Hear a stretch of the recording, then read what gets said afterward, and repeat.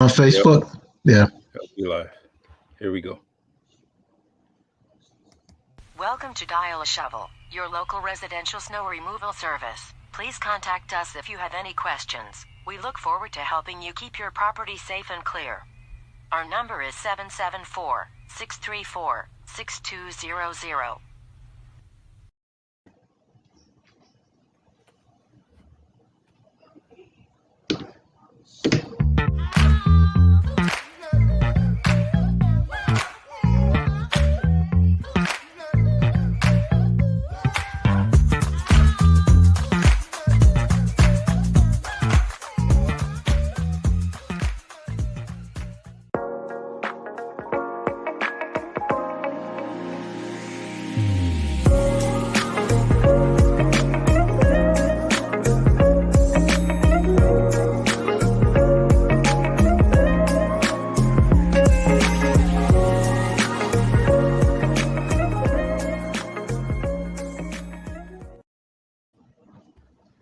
Hey, welcome to the Really Charlie podcast. My name is Charlie Perry, your host, along with a dear friend of mine, my colleague at WMB1 Radio, Russell Ramus. What's up, Russ? Hey, Charlie, how you doing? Really appreciate you having me on. How you doing this evening? I'm doing real well, I actually, I we had a scheduled guest and things didn't No. work out, but it will work out next week. We'll get him back on, and Mhm. but some of the things we were going to talk about is just facilities that provided to the city of New Bedford for people that are unhoused or homeless, and I just want to kind of touch up on it.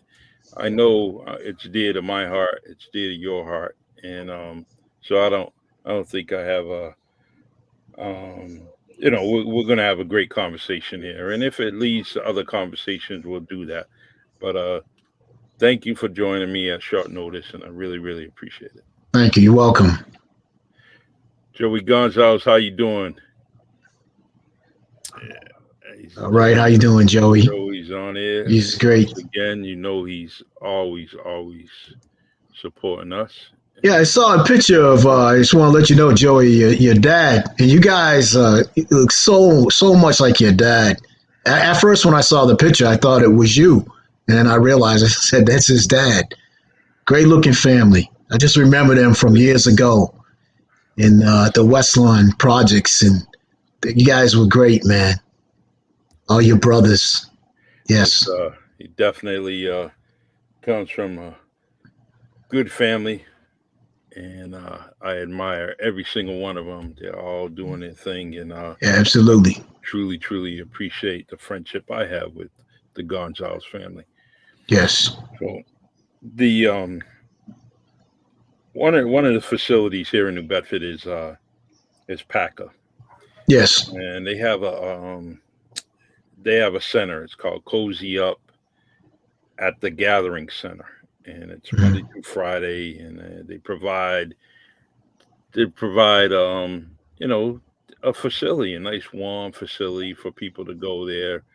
And I'm not going to get into it too much because the gentleman that does run it, Albi um, Cullen, great dude, and I actually got introduced to him by our dear friend Flip Rose, little Flip Rose, and Absolutely. and they're doing great things over there. So that's another facility, and there's a few others, and it's for us, as I call a little big city, as I call New Bedford. Hmm. We have so many facilities, and this shouldn't be a problem. But you can't force anybody to go to a facility they may not want to, especially Hmm. where hours. Where there's usually hour restrictions. Of you got to get there a certain time, and That's right. I totally understand that you got to have some structure. I get that. Hmm. Um, so, Yeah. what are Well, your yeah, there's lots to say. First of all, I want to say to all of the organizations that are out there, whether they're the PAACA, the Stepping Stones. You have all of these groups that have done so much. You guys like really have done a lot.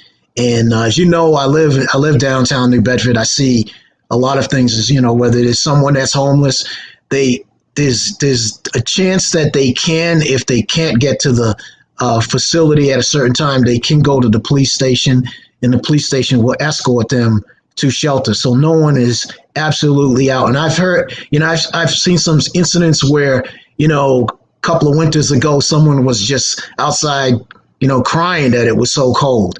And, I had to call and say, look, there's somebody out there. They're very cold. No one has to be out in the cold. Just the other day we were doing our radio, and I was walking by one of the stores, and there was someone just, on the ground eating something that was from the garbage bin. And I asked him, I've seen him downtown a lot. I said, what are you doing? And he says, well, I said, where are you going to stay? You can't stay on the ground. He's an older gentleman. He says he sleeps between the dumpster. I said, this is unbelievable. When you know that, this is going on. And I said, no, you don't have to do this. You don't have to do this. You can get out of here. You can go to the station. You can let them know that you need to go somewhere. In this city, they try the best, to get people off. But we're like you said in the beginning, there are some that don't want to be there. They don't want to go. Sometimes it's because maybe they tell me that they're afraid. They think, they feel insecure going there. But that's not, always the case. Because if somebody is bothering you or someone's bullying you, someone will be there to say to that person, lay off real quick.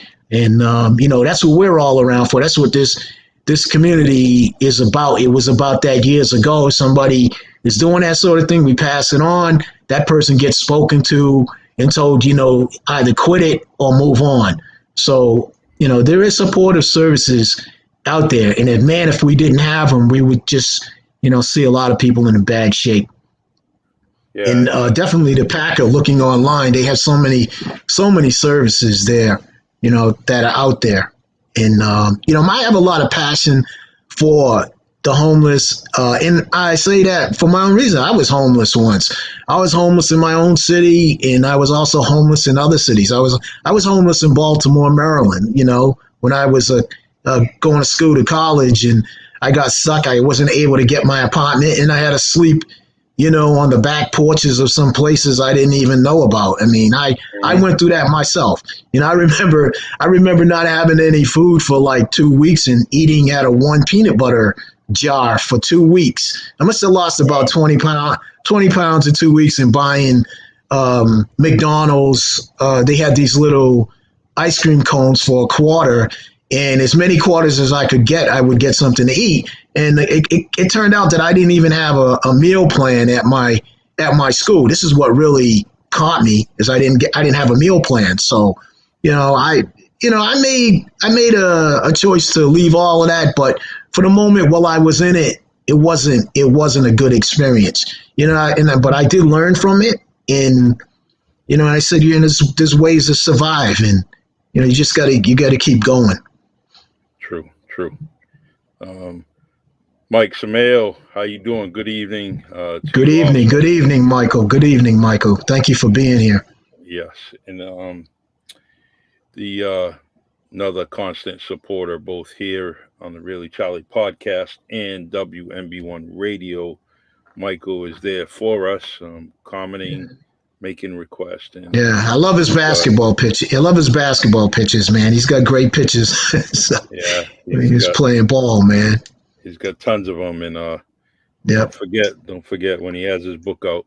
Actually, Russell, now that we're speaking about his book, Mike, we gotta actually, as your book is being produced and it's finally done, we got to get a copy to the New Bedford Library, the main library, and get a book there when you're finally done, because you are a local product from Fairhaven, and we definitely need to get that book in the library. So love to see it. Love to see those pictures. Yeah, great stories already. I get the inside stories. I'm already excited about it as he tells me on a Yeah. weekly basis, daily stories, and I cannot wait. Um, Yeah. it could be a documentary. All the stuff that he has, it's Yeah. amazing stories. Yeah, The I want to let Michael. I just want to let you know that I'm not void of playing ball, playing basketball, because I did play a lot of basketball when I was a kid. Some of my friends that make me laugh when they see me and they say, "Well, I don't know. Did you ever play ball?" I played basketball for OLOA. That's when our friend Stevie Gomes was a coach. I'm trying to think of the other coach, but I played with Michael Robinson and Eddie Pina and a whole bunch. I wasn't always on the first string, but I did play a good defense. I wasn't that great in offense, but I did play a good defense. And I also played for the vets with Dave Fonseca. I played for the Cape Verdean vets football, and of all things, I was once the quarterback. I don't know how Dave Fonseca did it. I mean, he put me. I was 5'3" and I weighed 110 pounds, and he's going to say, "Russ, I want you to be the center." You can imagine me being the center at that size, and I was saying to myself, I never forget it. And Sonny Silva was the quarterback, and I always used to tell Sonny, "Please say the count fast, man, because I'm getting creamed there." And I couldn't figure out how Dave put me there because I really wanted to be a wide receiver. For me, playing park ball, and anybody needs to know, you can always ask Joe Goodine, right? Ask Pastor Joe Goodine. He'll tell you that Russ used to play football. And then I won't make the story long, but unfortunately, when I got a back injury, my sports career was over, and I didn't know what to do with that. Someone's saying here, does anyone know how Stevie Gomes? I'm glad to ask it. And Charlie, why don't you fill in on that, because someone's asking how Steve Gomes is, and we definitely want to catch up with him. Yes, we have. We will get back to the homeless centers in the city, but I want to touch up on this. Stevie Gomes is doing okay. He's living in the city still, and but we were trying to set up something where we speak to Stevie and talk to him about many things. Basketball, and get some basketball stories from Stevie Gomes. He's been Mhm. requested numerous times to come. People want to see him on this podcast. So, but we have to make sure that we can do this properly, do it conveniently for Stevie Gomes, because he's we schedules are all conflicting, but we got to get him on his podcast Yeah, he because was a great you coach. know He was a yeah, great no basketball good. player. You Yeah, people don't yeah, realize the intellect, the intelligence that that man displayed on the court at all times, whether he was playing, whether he was practicing, or whether he was teaching. The yeah, intellect of Stevie Gomes is unbelievable, and over the years, I have a lot of people have talked about these late great people that throughout the community, and that's the best basketball player, and they they automatically overstep some of these guys, these legends that we had, and they never really seen anything of them. And a guy like me, and you, Russ, and many of the guys that are in the comment section have seen them, and they also seen these other people that are playing yeah, now, yeah. I'm and so I'm so sure Joey. they have a gauge, and Yeah, so they can talk both stories. They can yeah, actually. But we got another comment here. yeah. Let's see. Would it be possible to have some of the Gomes family, Helen and Reggie, as well? Well, we had talked to. I talked to several family members about the Gomes family coming on the podcast, and so including the Aunt Mary, and all the intellect she has about the whole family from A to Z, and so I like to have them come on. Um, Yeah, and it's I'm always ready to do a podcast, and especially with yeah, that family, I'll drop everything. I'll call in sick. yeah, I'll do whatever I have to to get Yeah. this family on video or audio. Only because Mhm. this story needs to be told. And if you look in the family tier, there's some great stories from Paul Gomes Sr., and some of the stories that he had, but he had passed. And here's a gentleman that, played for the University of Connecticut, played for Mhm. UConn. Definitely has so much stories. We got Edmund Gomes, who actually Mike Sameo in our comment section had talked to him a while ago, and Mike's is going to have an interview with him, and where he Mhm. will be introduced into that book.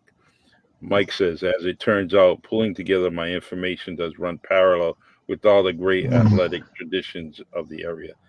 Mhm. Absolutely, and that's one thing Michael's uncovering a lot of stones, and Yeah.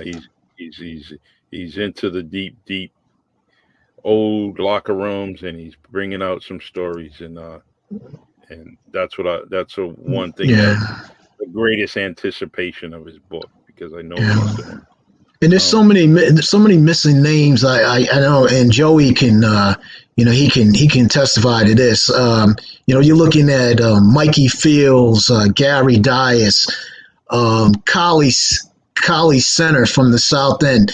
These guys were terrific athletes, and unfortunately, we don't have Collie anymore. But I just want to put his name out there because he was not only a great person, he was a great athlete, and this just kind of goes along with it. These guys that were so great in this sports were not only just sports, they're not just athletes. I mean, they were just great people that you could talk to and hang out with, and everybody would help you out. So that's what's something that we don't want to pass by. yeah, and let me put this previous comment up here. Make sure to let me know. Love to just tune in on this podcast. Thank you very much. I definitely will let you know when if with Stevie or anybody from the Gomes family. I definitely want to make sure that there was a enough advertisement, a week in advance, week and a half in advance, so people, could kind of tune in and make sure that they see this. It's Mm-hmm. people want to hear the story, Yeah. and even if it's a repeat of another story, it's still something we would like to Mm-hmm. hear, Yeah. especially coming from their voice. I see in the chat we got the Goodine family, Goodine, Joe Goodine, the Oh, whole family there, football players. Joe Goodine was, man. If I wish I had the footage to show you how this guy used to run up the field. His brothers. We all played park ball. We were all down by Hathaway School. You had Hathaway School, United Front, West Lawn. You had all of these ballparks, Buttonwood Park. Everybody was out there playing in, the kind of camaraderie that we had all together. You could go to any park and play at somebody else's park and walk away and say, that was a good experience. So yeah, lots of well, names and lots we of experiences. before we mention any good iron, we definitely have to put this guy on the top, and that's Tommy Goodiron. Absolutely. This is a man that belongs on a podcast telling his story. And we talked in the past, things are busy. But Tommy Goodiron, I want to let you know personally that the praises about you as an athlete and what you've done and accomplished as an athlete of all sports was tremendous. And it would be an honor for you to come on this podcast at any point in time and just talk about your days. And if you don't want to pat yourself on the back, guess what? Let me find some people that will give you your praises.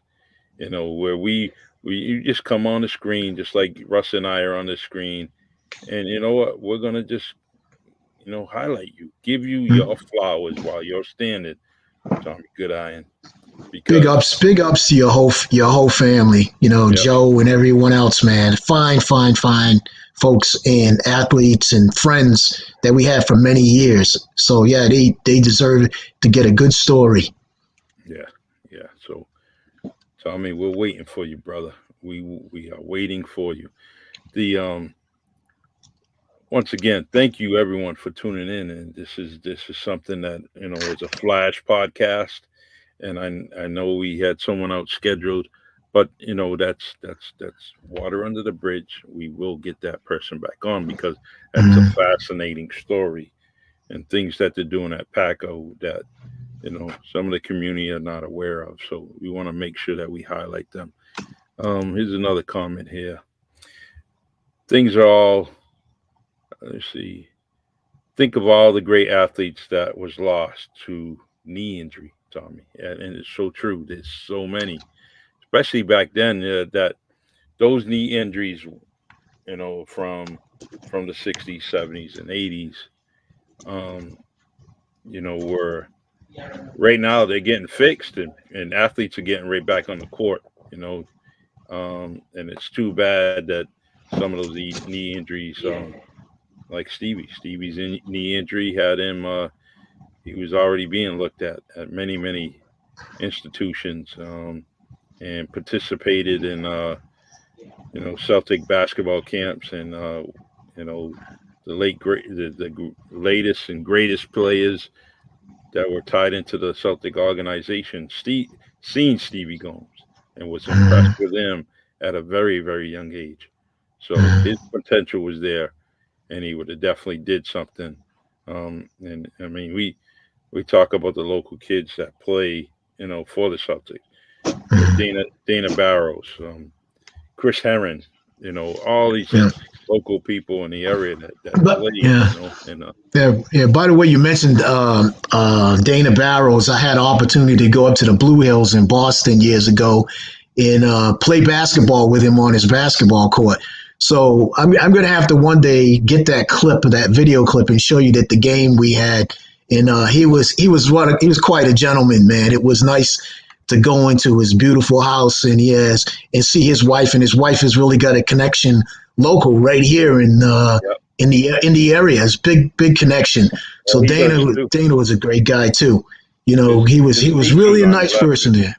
It was nice. It was nice to go and see him. So hopefully somewhere out there, I know that Nicole Johnson has some footage when we were doing a cable show. We went up to the house, and he let me shoot some hoop in his backyard. So we have a lot of fun there doing that.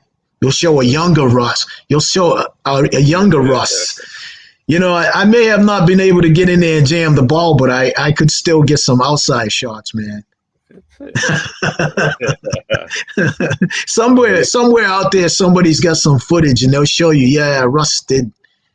Well, I was pretty fast, man. Not to pat myself on the shoulder, but you said you could say that, right? Yeah. Somebody said you better cut it out, Russ, man. It's just not books, folks. It's just not books. It's other stuff. But so we were talking about a situation with homeless, and this is something I saw 20 years ago when I was in Miami, which was shocking.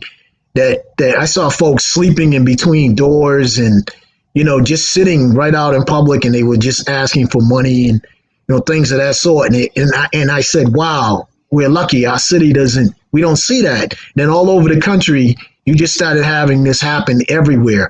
It was just going on. You could just see that you could see where it was going in that direction. And that's where it is today. So I guess we try to figure out, what's going wrong? What's happened here? Is it that when a person doesn't have a job, that's going to lead to it. If a person doesn't have family, that's what's going to happen. That's what's going to lead to it. There's some people I've met, and I ask them, well, what happened? Where's your family? There's a person recently I spoke to, and he says, I don't have a family anymore. Everybody's gone. Wow. Everyone's gone. So, as human beings, we all have to try to see each other as family, because sooner or later, I think Tina Turner said it, or some sooner or later, we're all going to be alone.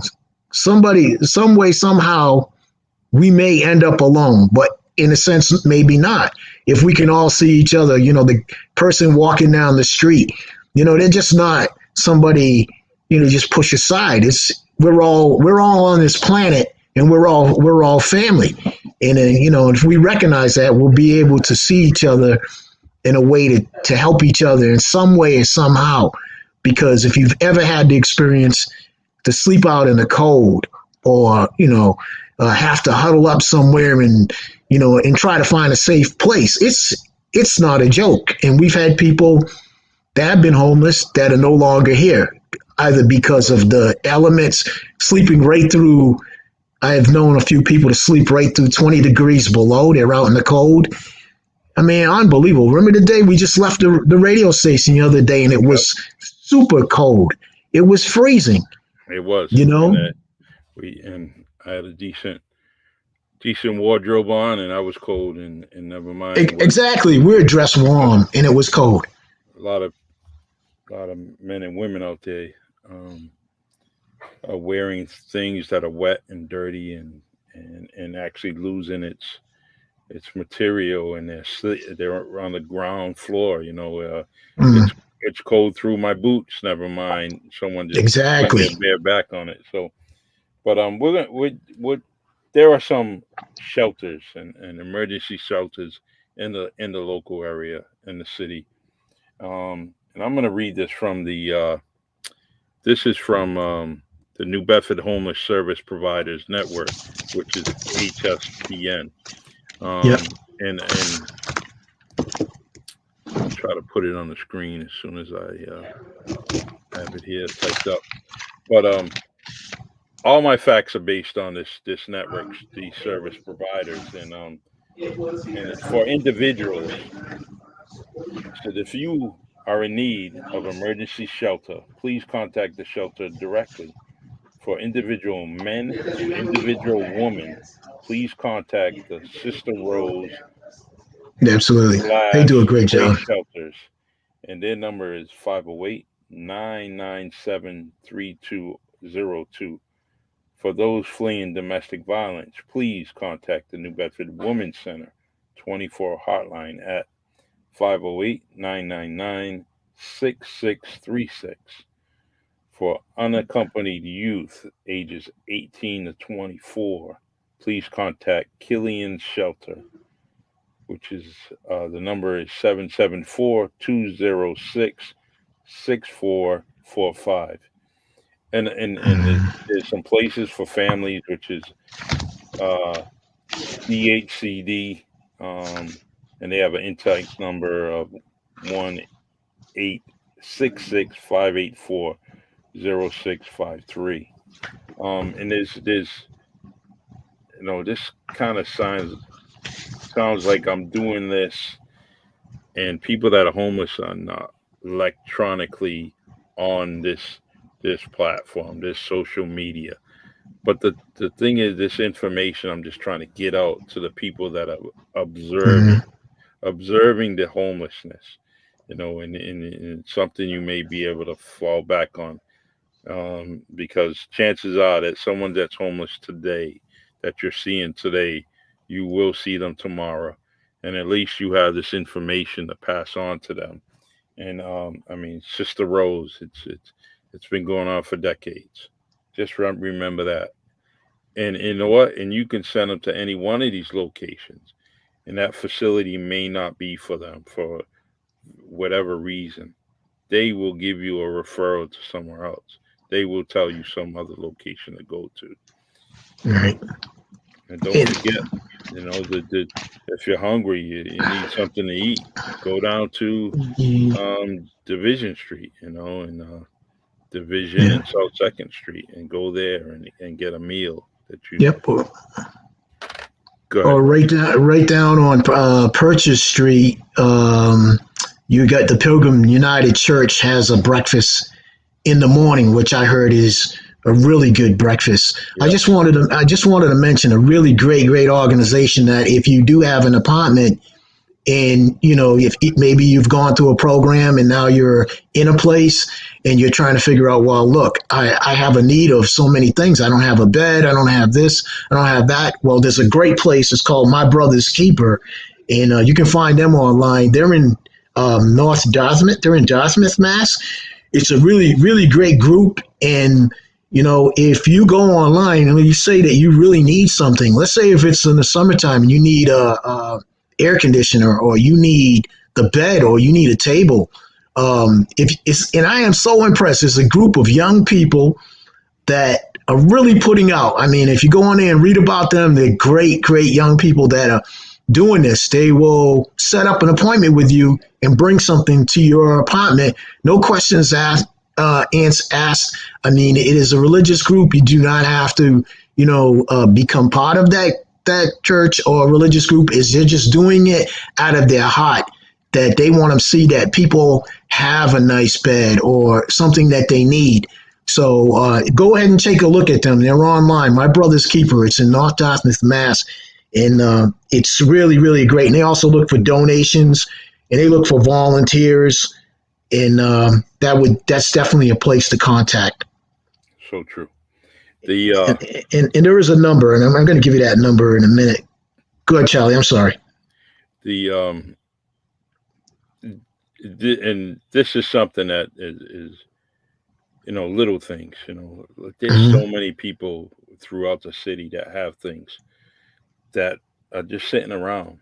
And if they're sitting around, contact that organization and say, look, I want to donate this to your organization for all the things that you're doing. Gifts to give, they do a lot, and even if what's that thrift place on Kings Highway?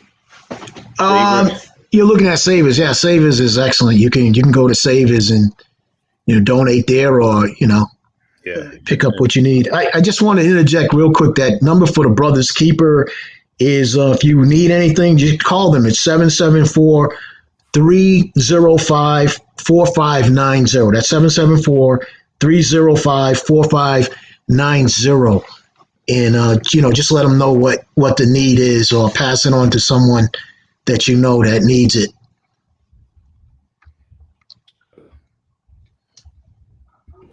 Comment section, yeah.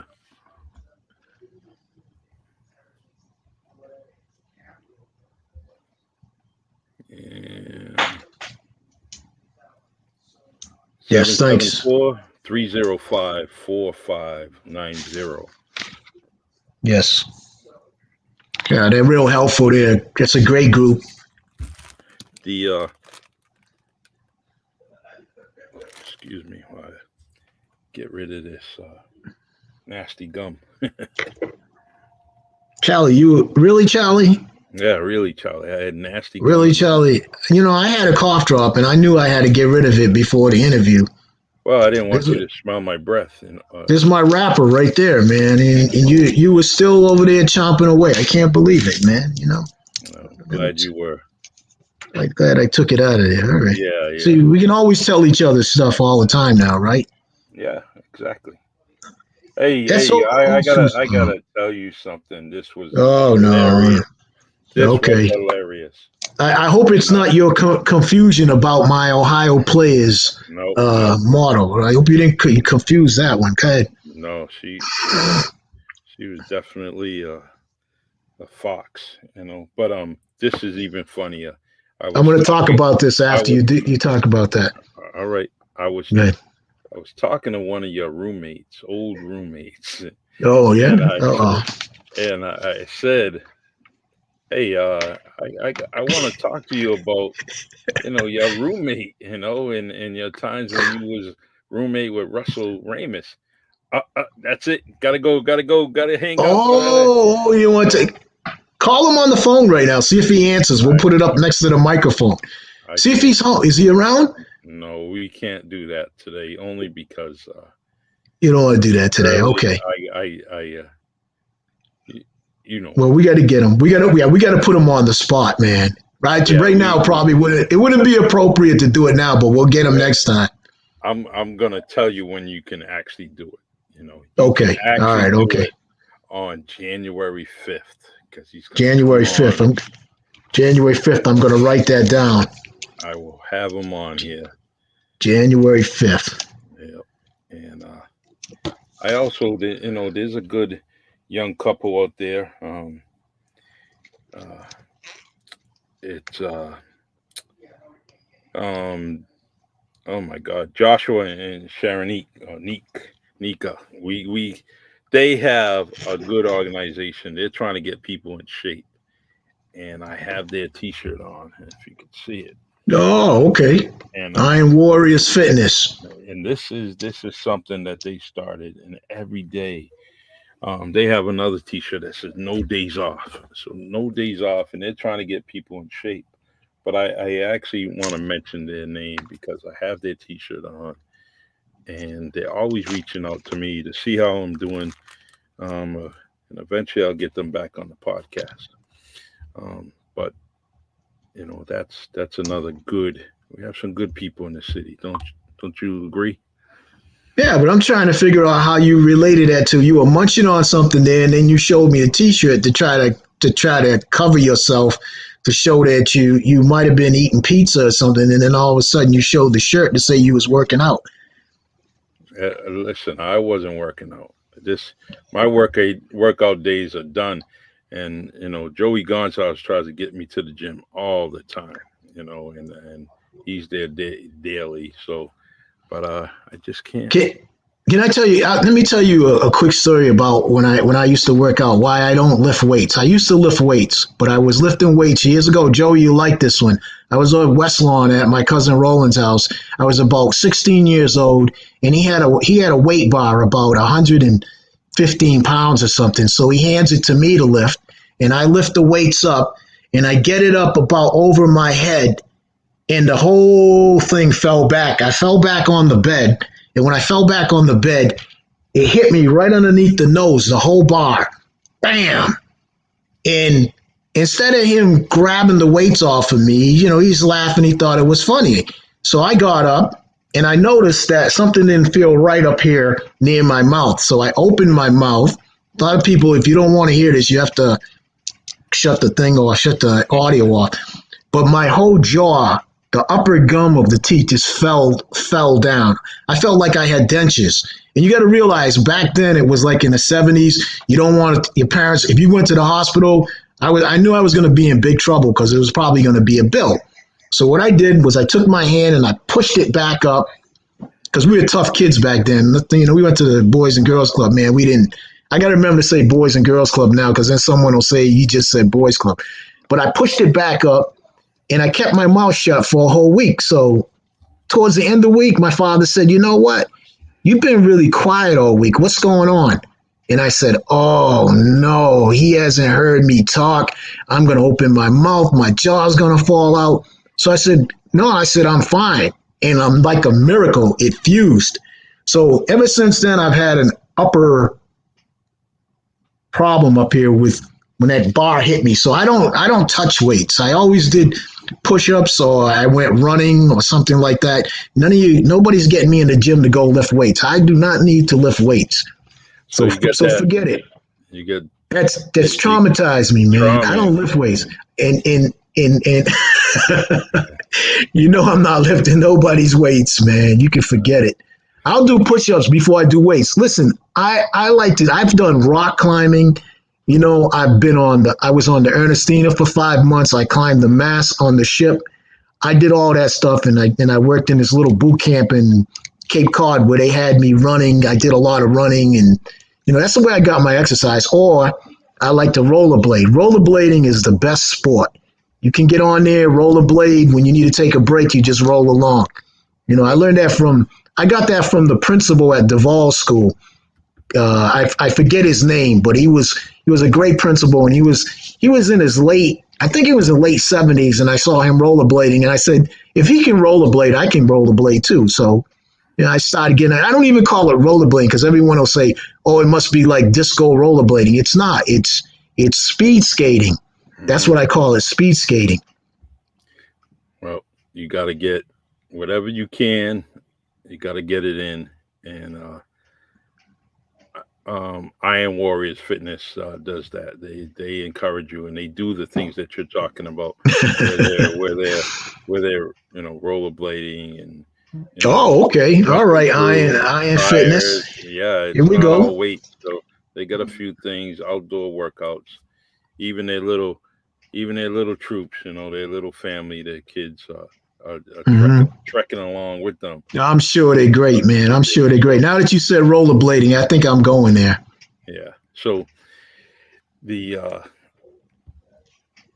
I want to talk to you about, let's talk about this, because we haven't talked about this on the Really Charlie podcast, and that's we gave each other an opportunity. Well, Brian Magnet gave us an opportunity to go on WMB1 radio on a weekly basis, and it was something that I always wanted to do.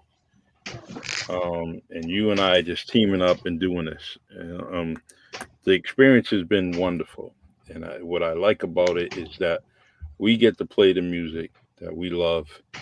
And whether it's R&B music, whether it's, house music, it's very dear to you. I'm actually getting into it, and trying to learn and listen and so we are on a weekly basis, and to top it off, that we started out with 2 hours, an hour, then it was 2 hours, and I just want to let you know that experience I look forward to it every week, and we see the progress of the station, and every week there's something new there. Brian's doing great work, so I I just want to thank you for being part of my week, on WMB1 Radio. Yeah, I appreciate it. I appreciate it. For where that comes from. When you called me and asked me to do this, I had been out of the loop because for a lot of you that don't know, I used to do the USM radio, and every Sunday night from 10 to 2 in the morning at the old SMU or WSMU 91.1, I used to do the slow music. And I started out years ago. I wasn't even sure I was going to get into it, but I was living over at Blue Meadows far in the South End after I had come from the West End. And I was just basically sitting on my porch one day, not knowing what I was going to do for a summer. And one of the residents went by that worked up at the cafeteria and said, "Do you know that they'll take DJs, if you want?" I said, "Well, I'm not part of the school yet." She says, "Well, no, you can go up and learn how to do radio." So I went up there, and my intention was not to really be a DJ. I wanted to be a newscaster. So I spent many hours in the studio training to read news. I couldn't say congressional. I couldn't say legislature. I practiced, and I spent hours in there pre-recording a newscast that was maybe 4 minutes long. I was so scary to do it because I said I can't do it live. So I kept practicing, and before you know it, I was going throughout the shows. They had different shows at the university, and I would rip and read the news on the AP wire, which I had a ball doing. It was some of the words that you couldn't say were in phonetics. So if it was a difficult word, you could look at that and say, okay, I know where it's going. But it got to the point where I was just walking up to shows, turn the mic on. And as far as I try to tell Charlie, as far as making a mistake, even now that we're doing radio, if you make a mistake, I learned that you got to keep going. You can't get butterflies and walk off the show. I do a couple of times when I used to lift the arm off the record. Charlie and I'll reveal it now, Charlie just lifted he didn't lift the arm off because there's no arm. He hit the wrong digital button. And when Charlie makes a mistake and he does something like that, it's the end of the world. You can tell he just kind of sits back and like he's ready, man. He starts getting dizzy. His head is spinning around. I got to go, Charlie, wake up, man. Stop doing that. Don't do that to yourself. Look, it's going to happen to all of us, man. You start getting there. I used to lift the arm up. Before you know it, it was insane. I was like putting my feet up, pressing buttons for the PSAs. You just naturally start going along and doing these things, and your hands are reaching and grabbing, and you're on the air. And I mean, there's a lot of people out there listening. The first time you ever put headsets on, I remember the first time I did, and I realized that there were so many people out there listening, 1,400 watts of power. Now look what's going on. You're putting us on this station. You put me on this station. This goes around the world. People are listening to this over in the Mediterranean. They're listening to this in Ireland. They're listening to this. It's popping up on all the statistics. Think about how many people are listening to you. And some of the friends that I had on Facebook that I just knew by, just going back and forth, I friended them up. We're typing each other from another country. They're getting on there and they're listening now and they're going, wow, I know you now. We the world's getting smaller because we're all connecting with each other. But you do the best you can. I don't kick myself in the head with it all the time. We R&B is really dear to us. That R&B from the 70s into the 80s, 90s. That's the R&B I like. When we start going further than that, like in the 60s and everything, I do like that music. But right now we're kind of 70s through 90s most of the time, right? And so in the 70s, probably around 1979, we had, you knew of somebody, and Derek Rose knew of somebody, Mm-hmm. and this was her. Oh man, who is this person, man? I'm glad you got it. I'm glad you got it right, because if you go on to Facebook and you put the honey lady on there, that's not the one. This lady, and man, by all respects, where I live in downtown New Bedford, I was about 19 years old, and I was on the corner, downtown on Union Street, and this lady would be walking by and just call out my name and say, "Hi, Russ." And man, I would go running up and she would give me a big hug. And she was the model from Ohio Place. She was, and I just knowing that she was from right around the corner, like we kept talking about the Tavares family. I mean, this was a super, super model known all over the world, was right there on the corner saying hi to me. And I'd get that big hug. And it was kind of a funny thing because it was always in the same spot that I would run into. And I laugh about this with my wife because she says, "Oh man, you still on that?" And I said, "Yeah." I said, "You got to be kidding me, man. You got to be kidding me. That's our local lady right there, Put that back up there again anyways. We got to see. Let everybody see that again. Back up there. Yeah, please put it back up there again. You guys have no clue, man. This I'm gonna. Our wives are gonna kick us out of the house if you do that one more time. But I'm setting you up. You're gonna have to. You're gonna be in trouble today, man. Make sure. Well, let's see. We got some comments in there, but we're gonna get to that. Let's go. Okay. Back to, there's a beautiful lady right there, man. So she's great. This is Pearl Rodriguez, and I posted, I posted about, another young lady, older lady, 75 years old, and they saying that, happy birthday to her. And, right. And so I shared it, but the reason why I shared it is because, the reason why I shared it is just because you and I always have this conversation about Pearl Rodriguez, and and how and possibly getting her on the podcast, but what I'm trying to do is raise up that honey, which was another. Well, there's a real strange story behind the other one, and I just read about that, and it was unfortunately, I guess something had happened where they had put the honey on her, and then I guess there was some other substance that mixed with the honey, and she got burned or something, and she was pretty upset. That's one story you can go online and read about, but and there was always sort of this mystery about some of the other models, or there was a situation where the roller coaster music has a scream. If you ever listen to a roller coaster, there's a scream in the background where they're doing a live production, and they were trying to figure out, they thought it was somebody being injured or something. I mean, you can read about it online. I'm not going to get into all the detail of it, but going back to this wonderful lady, she's represented, beautiful Cape Verdean woman from our city, and she just got out there and just represented us really well,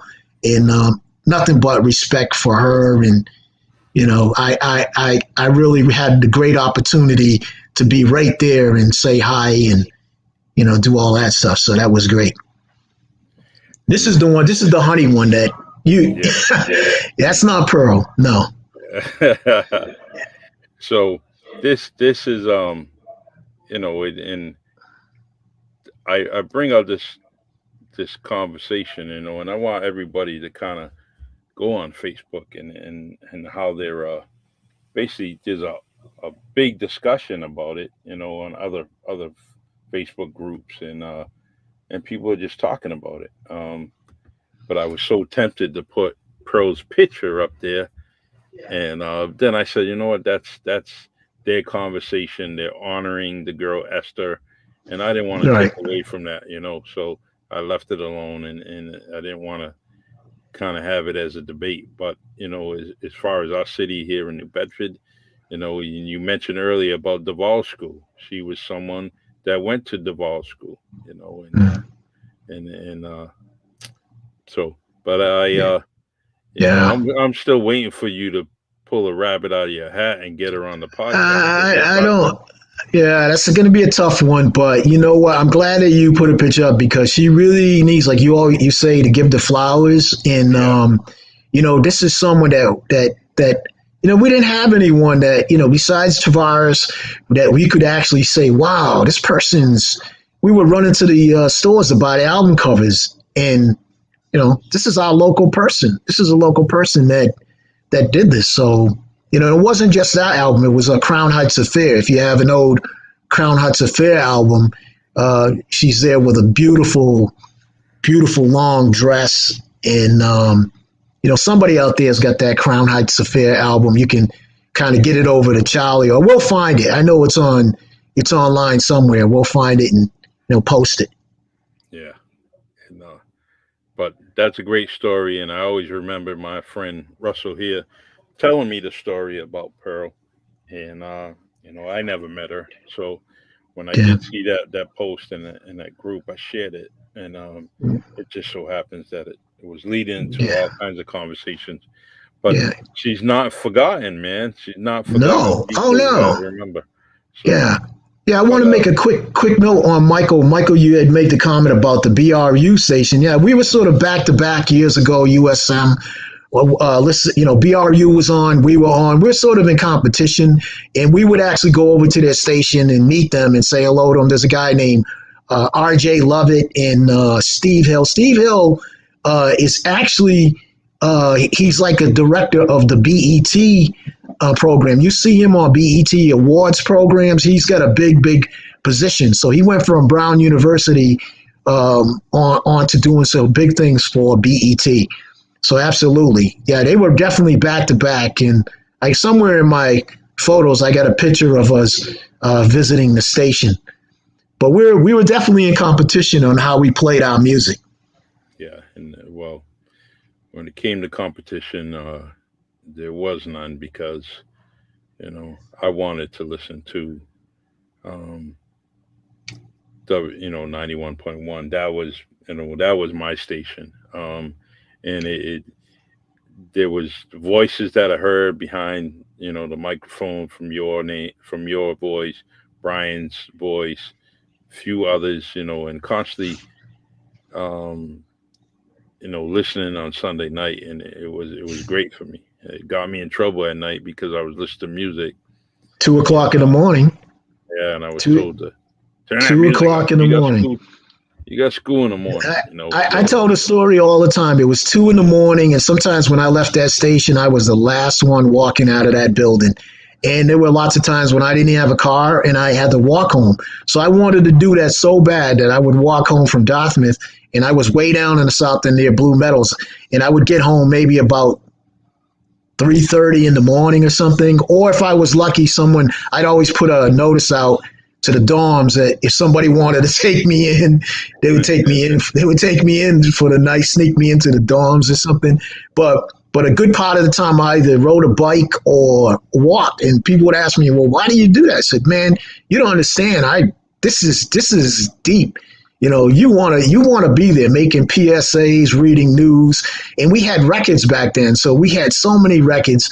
There were hundreds and hundreds of records. Plus, promotional records, and just to be in that atmosphere and turn on the mic. And then I guess one of the biggest things is when they handed us these beautiful blue WUSM jackets that were made right here on downtown New Bedford on Purchase Street at a place called, it was named the Black Whale, but it was Elaine's T-shirts at the time, made all of the USM jackets.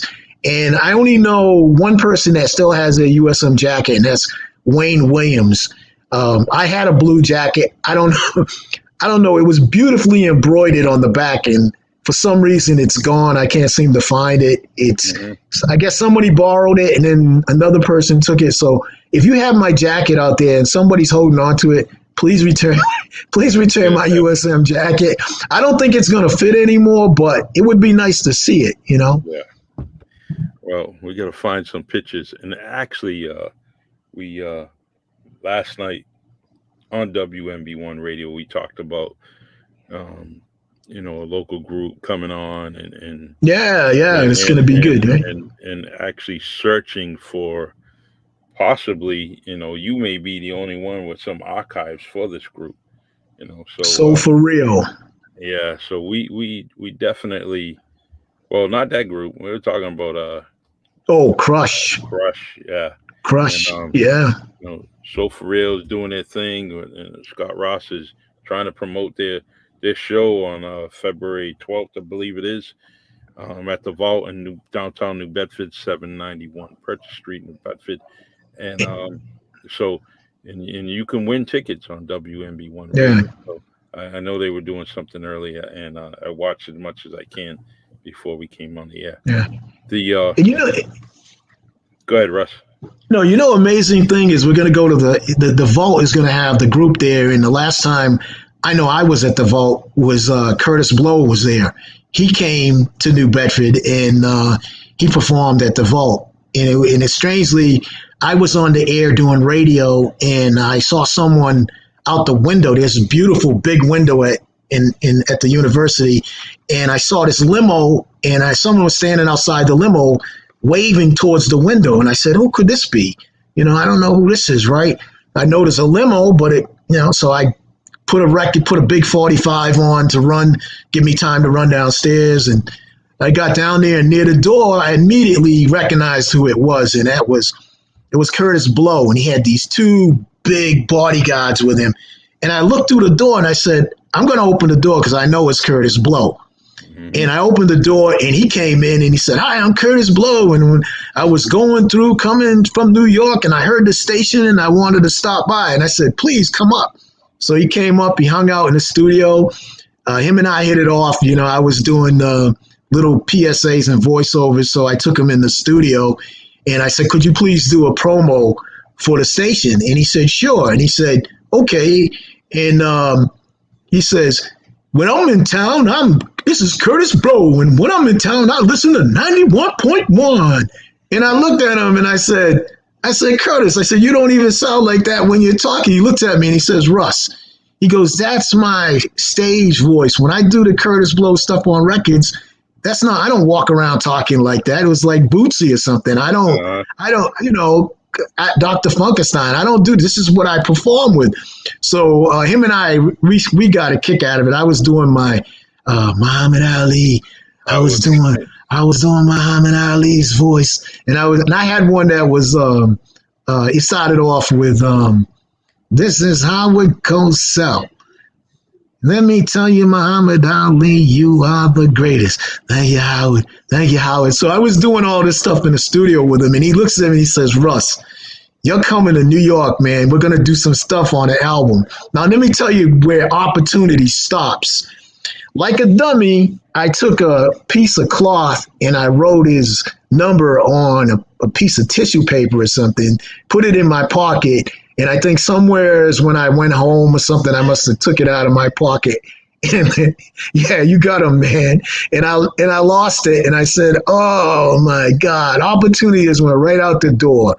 So Curtis Blow, man, he was, if everybody knows, he was the first top rapper in the business.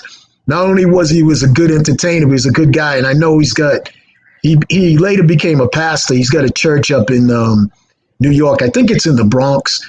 But yeah, those were really good times. And look what happened. He ends up down the vault playing music. And those, as you know, those were good days, man. Yeah. It was all about the dancing and how well you dressed, and everybody respected that. Those were really super days. The we haven't. I don't believe that we played any of his music on the station, the radio station. And But I also at one point, this next coming month, I would like to do something basically highlighting breakdancing, and so Oh no. something, yeah. So I've been putting some songs on the side, and basically I just want to kind of do that for maybe a good hour or so. You know who the super breakdancer was, right? You know his name. Michael Santos. No, he's the guy in the blue, man. Mark. Where? Mark. Oh, Mark. my man Cheeks. Cheeks was nice. Cheeks was the guy. He was the guy that was doing spinning on the ground before, when it was all going on in the big cities. He started right over here, right on Purchase Street. You see him spinning on the sidewalks and stuff. So yeah, you gotta definitely talk to him, man. Yeah, he was in the mix with Ice Crew and Crush and everybody else. Yeah, they were doing quite a few things, and David Consaccio was part of the Ice Crew, and Hector Barrows, Roger Lewis, Scott Ross, Judson Tail, Timmy Pina. Was Timmy? Yeah. And it just goes on. There was a bunch of them. It went from a few guys to Curtis Cruz, and there was but you know that story, and I try to get them on the podcast, but yeah, a lot of people don't know that the biggest ticket that we had was with a group called Crush. That was the group that Scott Ross was in. They went to Boston. They met Maurice Starr. They went into the studios. They were in Newberry studio. They were going to get a big MCA contract. It's a long story. It kind of went on. It got derailed. But the only one that survived in the group was Hector and Scott. But originally, this was 5 guys. I'll have to send you the picture so you can post it up so everyone can see it. I think they'd get a kick out of that. And while you're talking, as a matter of fact, let me see. I just got it. It was sent to me today, and I think I can send it to you right now. Maybe we can post it. All right, sure.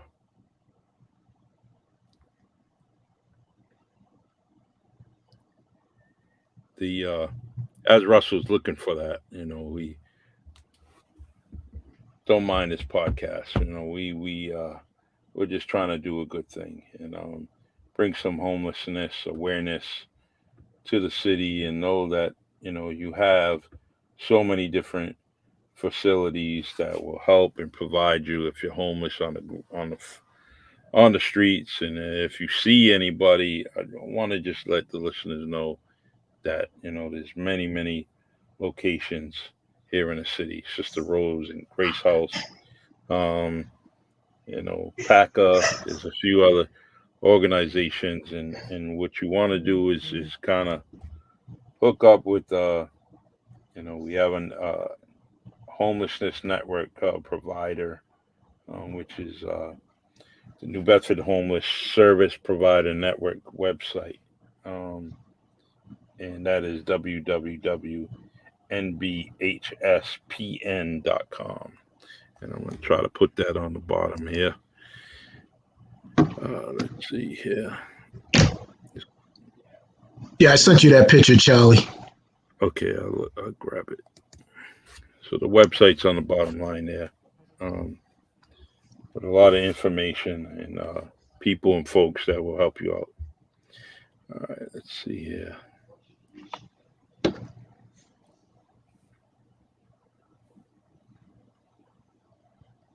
All right. That's a pretty sharp picture there. All right. Yeah, and I got this from Giz Anthony Anthony Crater, or I should say Gisco. Gisco. Thank you. Appreciate that. Yep. All right, let's see here. We're gonna just bring up that picture.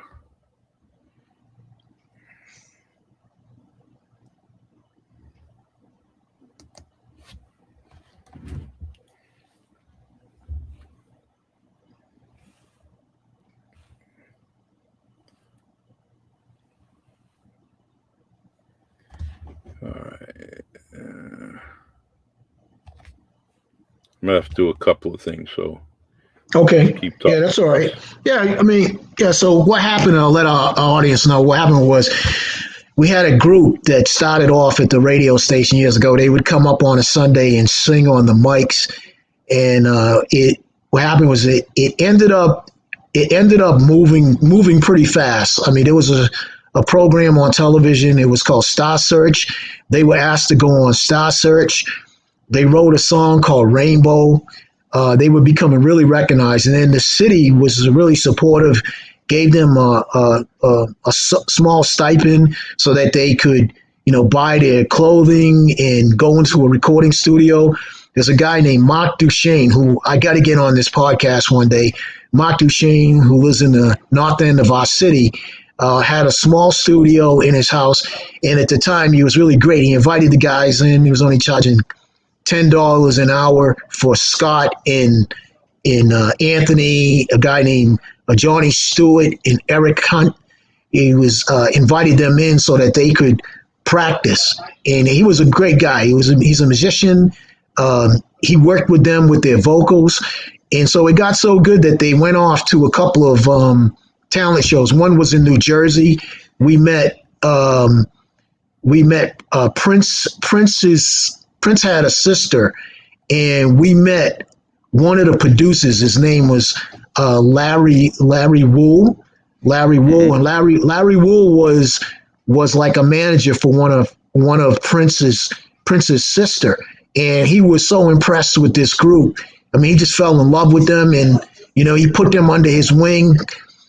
It's a long story, but they ended up in Boston with Maurice Starr working on a couple of songs. They were going to do something, and these guys were actually I'll put it this way: the New Kids on the Block were actually sitting in the backdrop of the studio while these guys were recording. So they were actually the first guys that Maurice was going to put out before the New Kids on the Block. Before New Kids on the Block came out, this group called Crush from New Bedford was actually going to be produced. And then it turned into kind of a weird thing where some lawyers got involved in it. And, I guess, there was sort of a clash. I was one that was the manager of the group in the beginning. The deal that I had with the group was basically, if you guys, continue to go to school, you're going to get a free studio to work out of. That studio is, when I keep mentioning, right here in downtown New Bedford, was a big size studio. It was lent to me by a gentleman named McCrawley, and McCrawley owned a building in downtown New Bedford where the guys would go and set up their mics on a big floor. It was right on Union Street, above where the brick pizza place was. Mm-hmm. And it had these beautiful wooden floors, and the guys had mics, and they would practice, and it was becoming big. It was really moving along real fast. And McCrawley's Music Store, which was downtown, is the business that enabled us to use that studio, along with Elaine's studio, who made their costumes. She made a lot of the clothing for the group.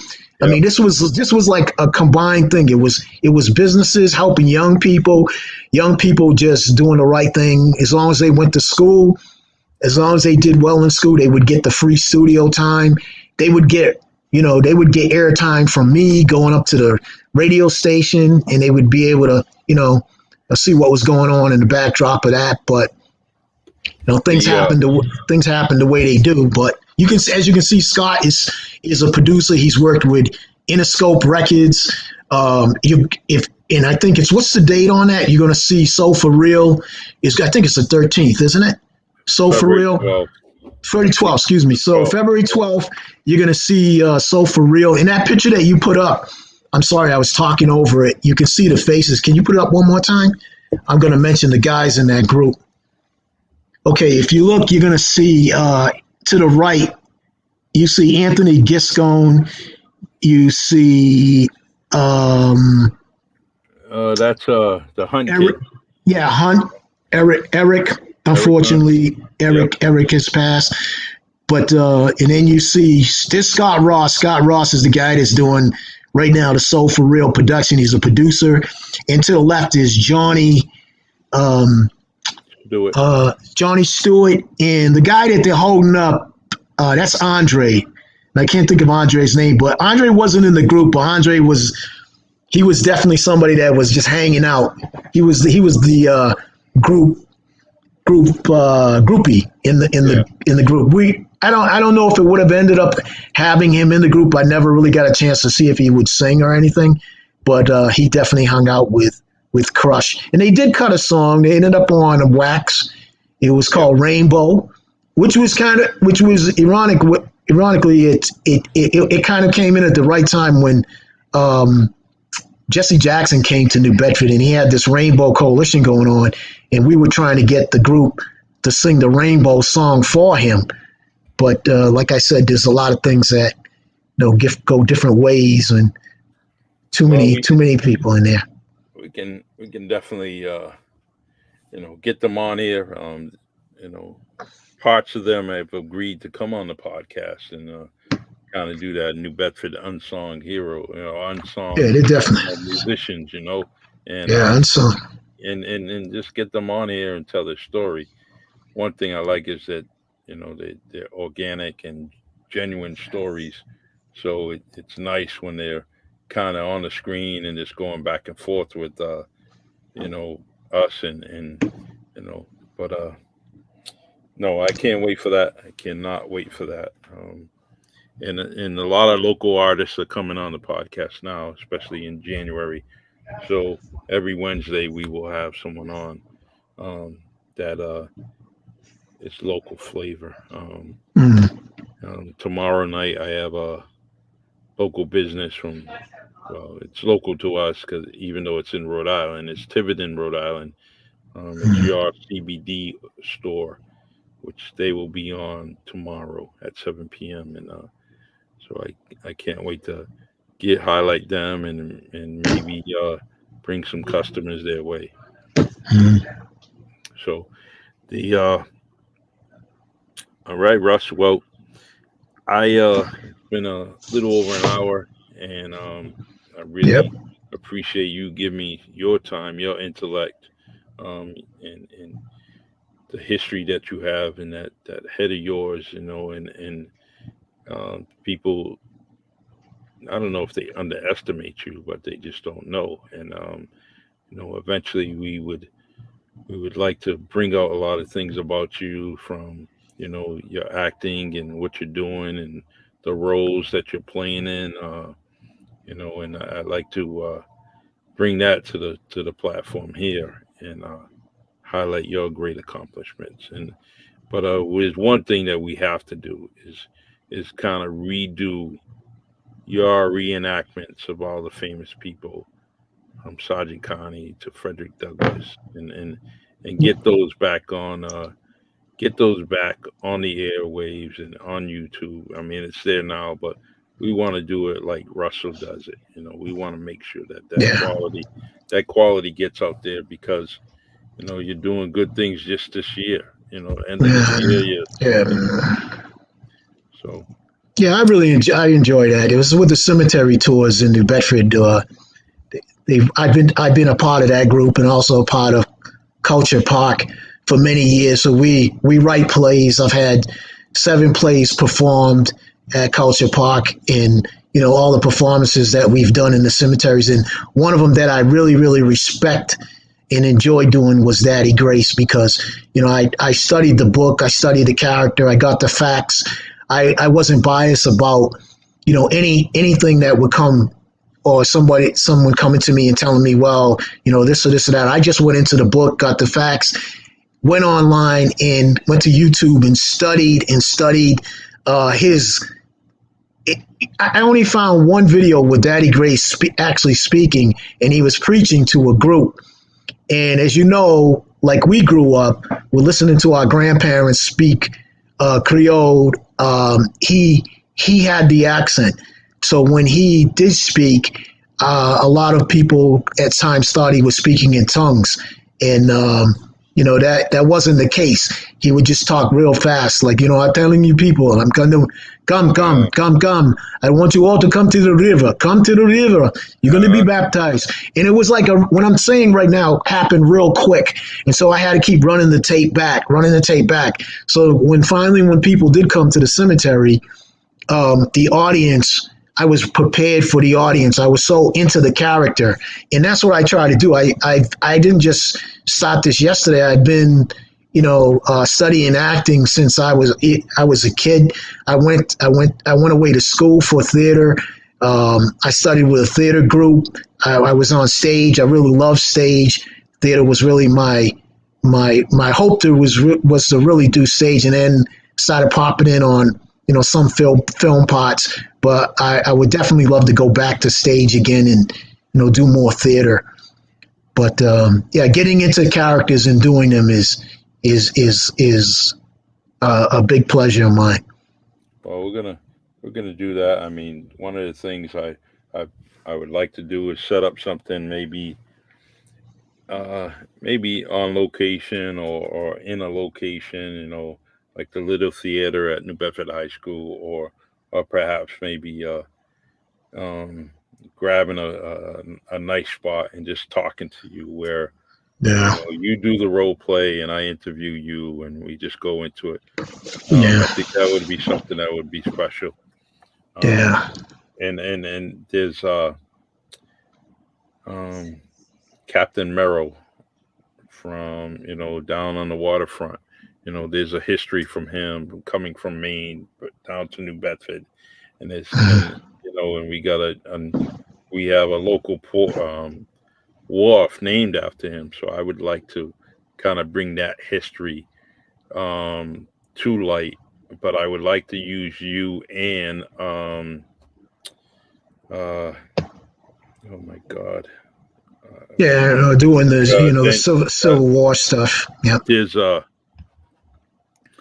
my god, my dear friend from Keith, from Maine,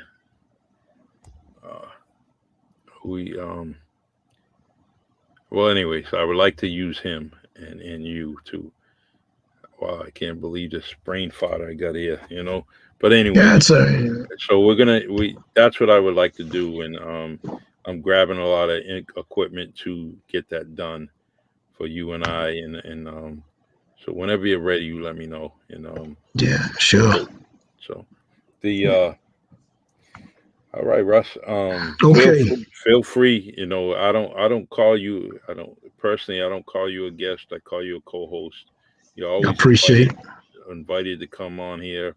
And tomorrow is another podcast. But every time you see a podcast that's coming up, and you have the time you want to join in, we just do like we always do.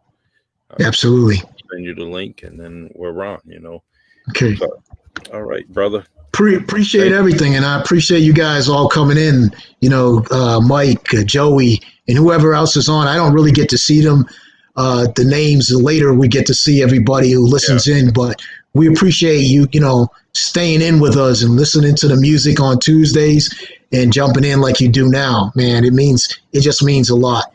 So we don't take it for granted. Thank you. Yeah, thanks, Charlie. That's what And speaking of that, I'm going to leave you all with our commercial. And join me tomorrow, 7 p.m. Eastern Time. And we have your CBD store from Tiverton, Rhode Island on the Really Charlie podcast. This is the Really Charlie podcast brought to you on StreamYard, Facebook, YouTube, Anchor, and Spotify. All right, Russell, you have a good and blessed night. And